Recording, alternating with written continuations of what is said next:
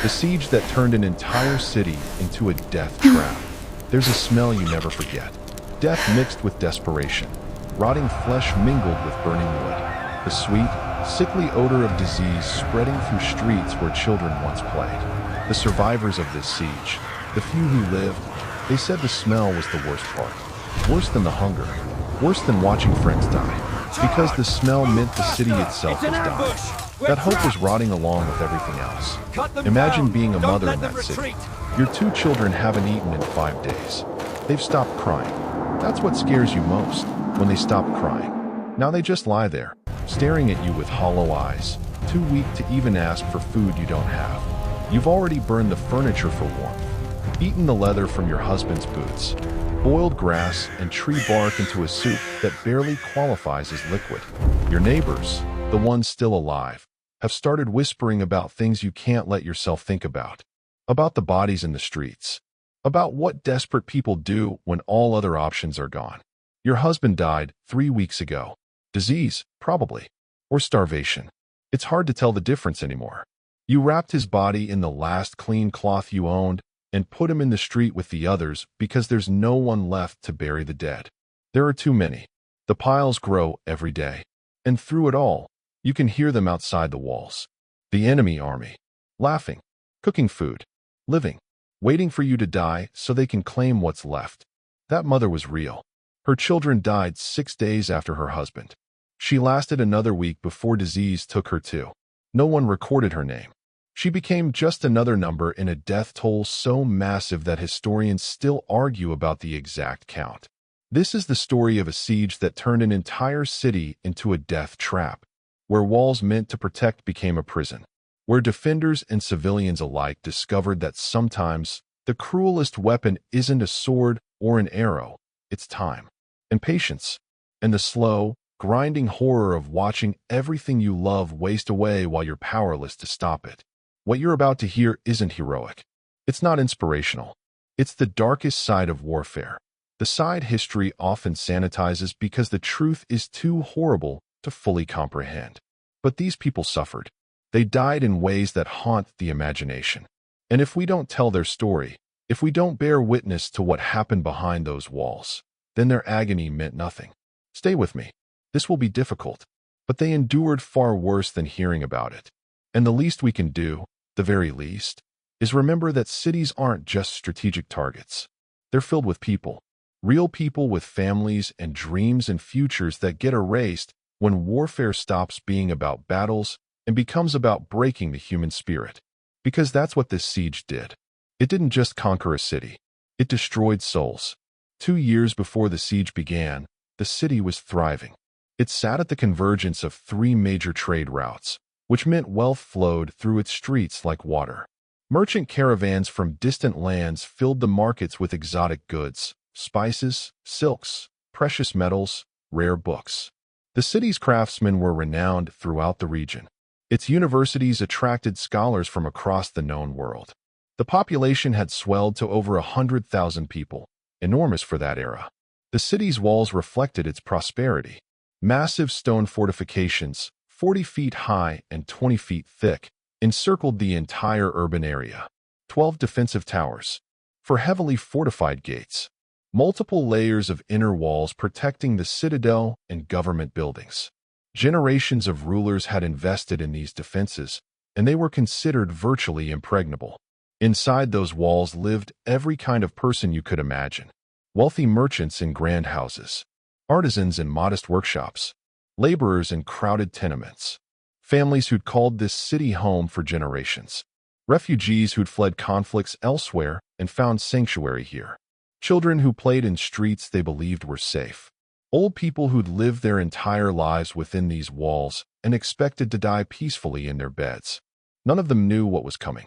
The regional power dynamics had been shifting for years. A new military force had emerged from the frontier. Territories, disciplined, well-trained, led by commanders who understood that modern warfare required patience and strategy, not just battlefield courage. They'd been systematically conquering territory, subjugating smaller cities and towns, building an empire piece by piece. The thriving city represented their greatest challenge yet. It was wealthy, which meant it could hire mercenaries and stockpile supplies. It was fortified, which meant direct assault would be costly. And it was located at a strategic crossroads, which meant whoever controlled it would dominate regional trade and military logistics. The city's rulers watched the approaching threat with growing concern. They reinforced the walls, hired additional soldiers, stockpiled food and weapons, made alliances with neighboring powers who promised to send relief forces if the city was attacked. They believed they were prepared for any siege. The walls were too strong to break. The supplies would last months. Help would come long before the situation became desperate. They were wrong about everything. The enemy army arrived in late summer, 60,000 soldiers, the largest military force the region had ever seen. But they didn't immediately attack. Instead, they began building their own fortifications. Not siege towers or battering rams, but permanent camps encircling the city, each one positioned to watch a section of the walls. Within 2 weeks, the encirclement was complete. Nothing and no one could enter or leave the city. The siege had begun, and the enemy commander made his strategy clear. We won't break the walls. We'll wait for the city to break itself. Initially, the city's defenders were confident. Let the enemy wait outside. They had supplies for 4 months, maybe 5 if they rationed carefully. The Allied powers would send relief armies. This siege would fail like so many before it. But the Allied relief forces never came. Some were bought off with promises of territory. Others were threatened with destruction if they interfered. A few tried to march to the rescue and were intercepted and defeated by enemy forces positioned specifically to prevent relief. The city was truly alone.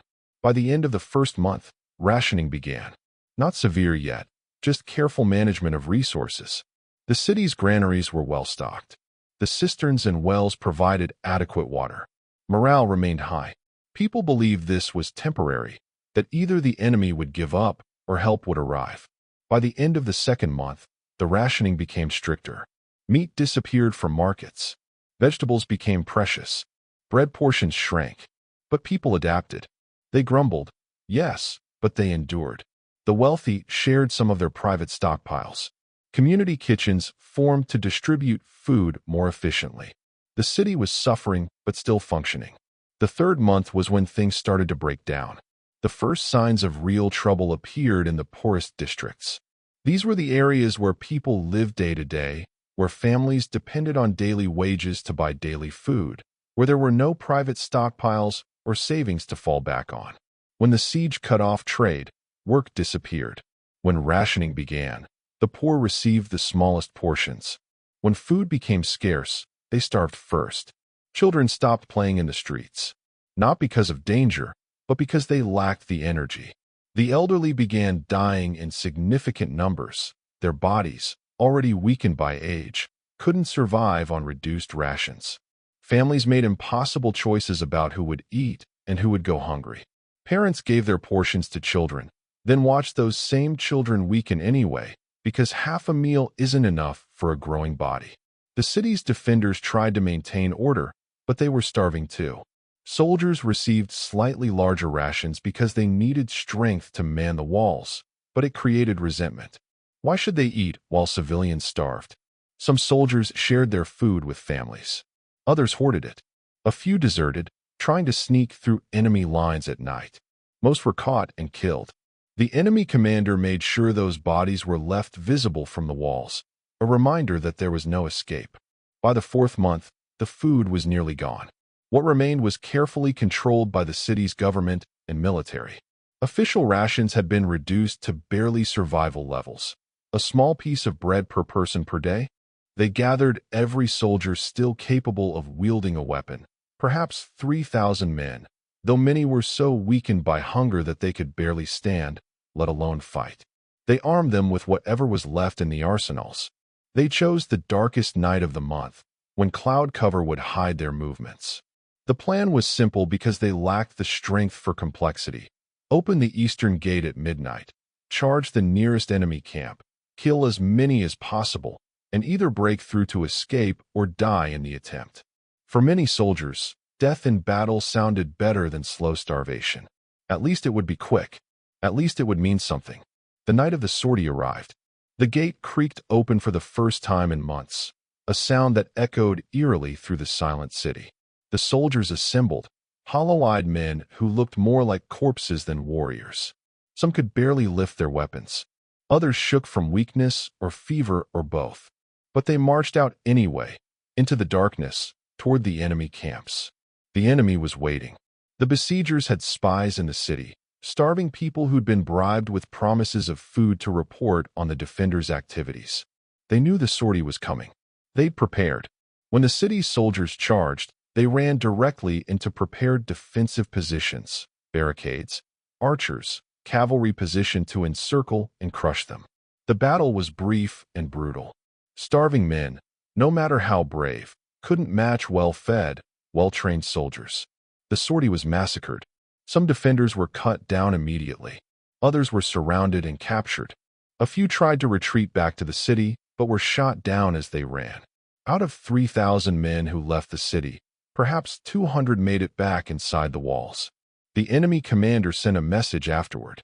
He returned the bodies of the fallen defenders, piling them outside the city gates. Attached was a note. Your bravery is noted. Your situation is hopeless. Surrender now and live. Continue resisting and die. The city's leaders still refused, but it no longer mattered what they decided. The city was finished. The failed sortie had consumed the last of its military strength. There were no more soldiers to man the walls effectively. No more food to sustain even minimal resistance. No more hope that relief would come or that the situation could somehow improve. People began surrendering individually. Soldiers threw down their weapons and walked to the gates, hands raised. Civilians, preferring enemy mercy to certain death, tried to leave. Some were shot by remaining defenders who viewed them as traitors. Others made it through the gates and were taken prisoner by the besiegers, who at least fed them, even if only to prevent disease from spreading to their own camps. The end came not with a dramatic final assault, but with a whimper. The enemy simply walked through gates that no one defended anymore. They found a city of the dead, streets lined with corpses, buildings empty except for bodies. The few survivors, perhaps 20,000 from a population that had been over 100,000, were skeletal, traumatized, many of them insane from what they'd endured and done to survive. The besiegers, hardened soldiers who'd seen plenty of battlefield carnage, were shocked by what they found. This wasn't victory. This was walking through hell. Many refused to enter certain buildings because of what they might find inside. Some were physically sick from the sights and smells. The enemy commander, who'd planned this siege as a strategic necessity, later wrote that he regretted the methods, that no military objective was worth what had been done to the city's population. But regret doesn't resurrect the dead, and the dead were everywhere. The siege officially ended after 7 months, but the city never recovered. The enemy army occupied the ruins, but they found little of value. Most of the wealth had been consumed during the siege, sold for food, burned for warmth, or lost in the chaos. The famous markets were empty, the workshops silent, the universities abandoned. What had been one of the region's greatest cities was now a ghost town. The survivors were relocated, some taken as prisoners, others simply expelled to wander as refugees. Many died within weeks of the siege ending, their bodies too damaged by months of starvation to recover even with adequate food. Others lived but were never the same, physically broken, psychologically shattered, haunted by memories of what they'd witnessed and done. The besieging army's victory was Pyrrhic in every sense. Yes, they'd conquered a strategic location, but at enormous cost in time, resources, and manpower. The 7-month siege had tied down their entire force, preventing them from consolidating other conquests. Disease from the city had spread to their camps, killing hundreds of soldiers. And the brutality of the siege damaged their reputation. Other cities, seeing what happened, chose to fight to the death rather than surrender, making future conquests more difficult and bloody. The enemy commander was celebrated as a brilliant strategist, but friends said the siege changed him. He became quieter, more withdrawn. He drank heavily. He had nightmares. When asked about the city years later, he refused to discuss it. The victory that should have made his career became something he couldn't escape, couldn't justify, couldn't reconcile with whatever moral code he'd carried before. The physical city was eventually rebuilt. New walls, new buildings, new inhabitants brought in from elsewhere. But it was never the same. The new city built on those grounds was smaller, less prosperous, marked by the knowledge of what had happened there. For generations, people avoided certain areas, claimed they felt cold or uneasy there, insisted that the ground itself remembered the suffering. Historians debate the exact death toll. Conservative estimates suggest 60,000 dead, over half the population. More aggressive calculations put the number closer to 80,000. The truth probably lies somewhere between, but does it matter?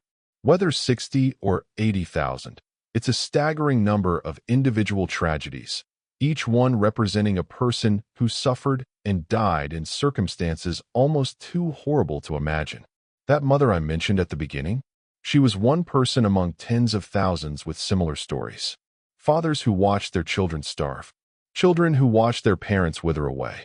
Elderly who'd survived decades of life only to die in filth and agony. Young people with entire futures ahead of them, snuffed out before they'd really lived. All of them trapped behind walls that were supposed to protect them, but instead became their tomb. The siege entered historical record as a cautionary tale about the brutality of prolonged sieges. Military academies studied it not as a success to emulate, but as a horror to avoid. Some regions enacted laws attempting to limit siege warfare, to protect civilian populations, to ensure that warfare remained between armies rather than becoming an exercise in mass murder through starvation. But those reforms came too late for the 100,000 people who'd lived in that city. Too late for the thousands of bodies that were never properly buried. Too late for the survivors who carried physical and psychological scars for the rest of their shortened lives. The city's great library, which had contained thousands of irreplaceable manuscripts and books, was destroyed. Some texts burned for warmth, others simply lost in the chaos. Centuries of accumulated knowledge, gone. Artistic treasures that had taken generations to create were smashed, sold, or lost. Family histories that had been carefully maintained for hundreds of years ended abruptly, entire lineages erased. A civilization doesn't just die when its people die. It dies when its memory, its culture, its accumulated wisdom is lost. And that's what happened during the siege. An entire city's worth of human experience, all the love, creativity, knowledge, and dreams of 100,000 people, was extinguished, leaving barely a trace. So why does this matter? Why drag you through this nightmare of a story? Because war isn't just about tactics and strategy and military genius. It's about this. It's about mothers watching their children starve. It's about people being reduced to their most desperate, least human selves. It's about civilizations being erased not through dramatic battles, but through slow, grinding horror that destroys bodies and souls. We romanticize warfare. We tell stories about heroic last stands and brilliant commanders and turning points of history. And some of those stories are true and worth telling. But if we only tell those stories, if we sanitize the reality, then we miss the full truth about what were costs. This siege wasn't heroic. The defenders didn't save the day. The besiegers didn't cover themselves in glory. What happened was an atrocity carried out methodically over 7 months, where an army used starvation and disease as weapons, and where an entire city's population paid the price for military strategy. Every person who died in that city matters, not just as a number in a historical death toll, but as an individual with their own story. The baker who'd made bread for 40 years before the siege, who watched his ovens go cold and his customers starve. The teacher who'd educated children, who saw her students grow hollow-eyed and weak before dying one by one. The musician who'd played at weddings and festivals, who sold his instrument for a loaf of bread that lasted 2 days. They all had names. They all had lives that mattered to someone. They all suffered in ways that we, comfortable and safe, can barely comprehend. And they all deserve to be remembered, not just as victims of a historical event, but as real people whose lives were stolen by circumstances beyond their control. The enemy commander who ordered this siege made a strategic decision. He calculated that patience would cost him fewer soldiers than a direct assault. He was right about that. But the real cost, the moral cost, the human cost, was catastrophic.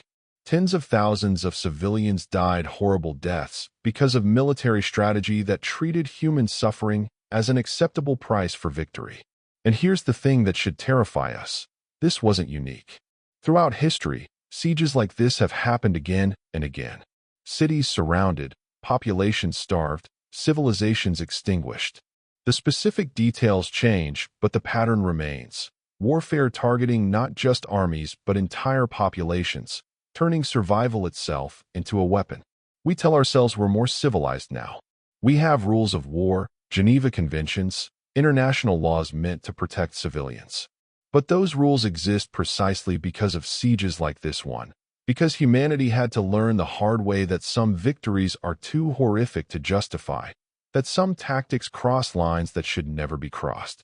The survivors of this siege, the few who lived, they tried to tell their stories. But most of the world didn't want to hear. The truth was too uncomfortable, too disturbing. It was easier to focus on military tactics and strategic implications than to confront the raw horror of what actually happened behind those walls. But those voices matter. That mother who lost her husband and children, her pain matters. The soldier who died in the failed sortie, choosing death in battle over slow starvation, his courage matters. The old man who gave his food to his grandchildren and starved so they might live a few days longer, his sacrifice matters. They're all gone now. Everyone who experienced that siege directly has been dead for centuries. But what they endured, that echoes through time. Their suffering becomes a warning, a reminder of what happens when warfare stops being about armies and becomes about breaking civilian populations. We owe them memory. We owe them the willingness to look at the uncomfortable truth of what they experienced. We owe them the determination to ensure that sieges like this never happen again, that human beings never again have to face the choice between starvation and acts that violate every moral principle they've been raised to honor. The city that died in that siege is still dead. The rebuilt version on those grounds is just a new city wearing the old name. The real city, with its culture, its people, its accumulated centuries of life, was extinguished. What was lost can never be recovered. The library's books are gone forever. The families are ended. The artworks are destroyed. The knowledge is lost. All that remains is the story, and the imperative to remember, to bear witness, to acknowledge that this happened, that real people suffered real agony, and that their deaths should mean something more than just a historical footnote about siege warfare tactics. Because when you walk away from this story, I want you to carry something with you. Not just facts and dates, but the weight of what happened. The understanding that behind every military statistic are individual human beings with lives as complex and valuable as yours. The knowledge that warfare doesn't just destroy buildings and armies. It destroys souls, families, civilizations, futures. That city became a death trap. Not because of a single dramatic moment, but through the accumulation of days and weeks and months of suffering. Every dawn that rose on those walls revealed new horrors. Every night that fell brought desperate choices no one should have to make. For 7 months, 100,000 people lived through hell on earth, and most of them didn't survive. Their bones are still there, beneath the rebuilt city, beneath the streets where new generations walk, not knowing what lies below. Beneath the foundations of new buildings, markers of lives that were lived and lost in circumstances we can barely comprehend. They died behind walls that were supposed to protect them. They died slowly, painfully, watching everything they loved waste away. They died knowing that just beyond those walls were people who could have ended the suffering at any time but chose not to, because military strategy demanded patience. The least we can do is remember. The least we can do is refuse to let their suffering be forgotten or sanitized. The least we can do is carry forward the truth that cities aren't just strategic objectives. They're filled with people whose lives matter, whose deaths should matter, whose suffering should never be dismissed as collateral damage or strategic necessity. That siege turned a city into a death trap. And everyone who died there is still screaming, if we're willing to listen. Still reaching out across the centuries, asking us to remember. Still teaching us that some costs are too high, that some tactics cross lines that should never be crossed, and that the price of ignoring human suffering is measured not just in bodies, but in souls. Remember them, all of them, because they deserve at least that much.